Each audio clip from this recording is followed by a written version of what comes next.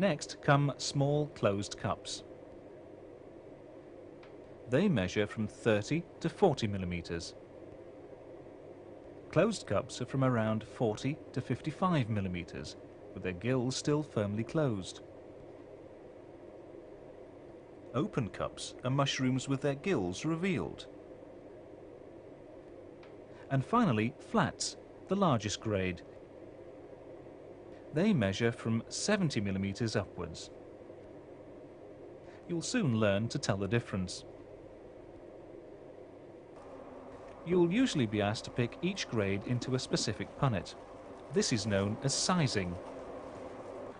Are you ready to go? Take the first mushroom between your forefinger and thumb. Give it a slight twist and pull. Push the mushroom to the back of your hand and hold it in place with your little finger and your wedding ring finger. Then, when you've found the next mushroom of a similar size, take it between your forefinger and thumb, hold it with your middle finger, twist slightly and pull. Take a third mushroom, again between your forefinger and thumb, and twist and pull again. You should now have 3 mushrooms in your hand. Move your hand over the chog bucket so that the stalks are horizontal to prevent peats from falling onto the mushrooms. Hold them loosely to avoid bruising them. Make a straight cut through the stalk, half an inch to an inch from the cap. Do this to each mushroom. The waste stalks will drop into your chog bucket.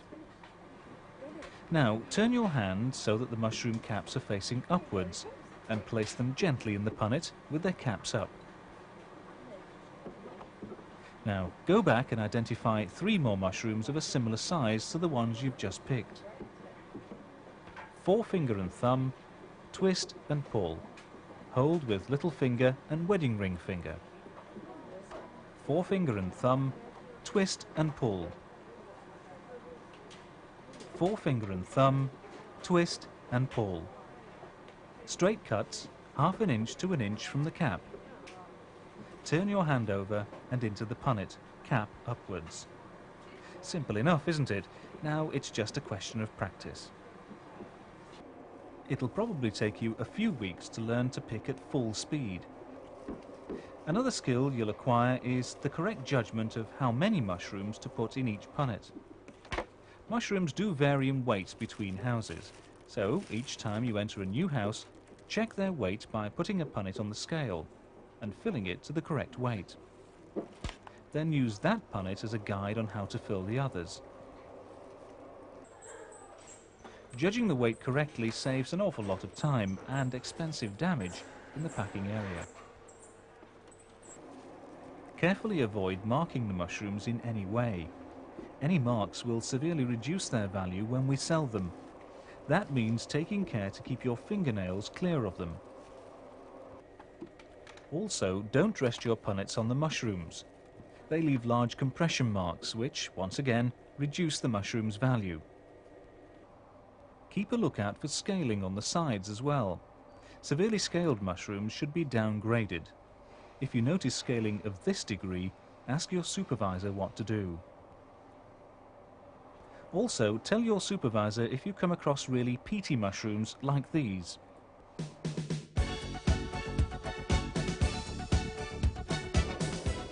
Keeping disease at bay on the mushroom farm is a constant battle. It can spread all too easily. It can wipe out entire crops, costing tens of thousands of pounds. Good farm hygiene practice is vitally important. So make sure you put on clean hygiene overalls every day. Change your plastic gloves before you enter a new house. And always pick new flushes first and older flushes later. For the same reason, at the end of the working day, when you've cleaned your working area, it's important that all your equipment is thoroughly cleaned, ready for use tomorrow. Dip your bucket, your rack and knife into the disinfectant tank and scrub them all over with a scrubbing brush.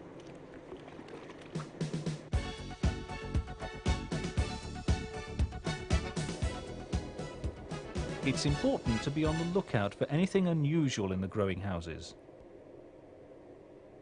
If you notice a brown, sometimes a sunken mark, this is a damaging disease called blotch. Put the mushrooms in a separate container and tell your supervisor. It may only be a small mark now, but by the time it reaches the customer, it could have grown to cover the whole surface. Cobweb looks just like a spider has spun a web over all or part of the mushroom and the surrounding area. Dry bubble makes mushrooms misshapen, dry and leathery. Wet bubble is a wet rot that distorts the shape of the mushroom. It may also have what look like drops of amber liquid on the surface. Green mold produces a moldy area on the bed, completely bare of mushrooms. Often when you see green mold, you also see red pepper mites. As well as diseases, you may sometimes see pests on the mushrooms. These include cessids, which may be white or orange, and small mushroom flies. Here you can see the phorid on the left and the sciarid on the right with the longer legs and antennae. If you see disease or a pest or anything you think is unusual, don't touch it. If you do, you may help spread the problem. Mark the area clearly. Tell your supervisor straight away and let her make the decision as to what to do next. Disease can develop and spread very easily in growing mushrooms, and damaged mushrooms also attract flies. To keep these problems at bay, when you've finished work on each bed, there are 4 important checks to carry out before moving on. Check there are no stalks left on the bed. Check there are no mushrooms lying on the beds which have been knocked over.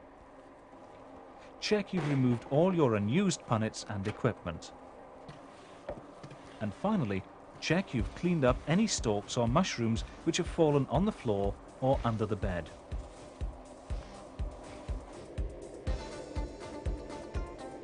Welcome to the world of mushrooms. We're committed to supplying our customers with mushrooms of the highest quality.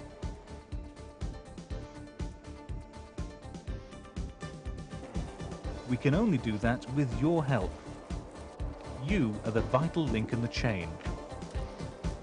Your future and ours is quite literally in your hands.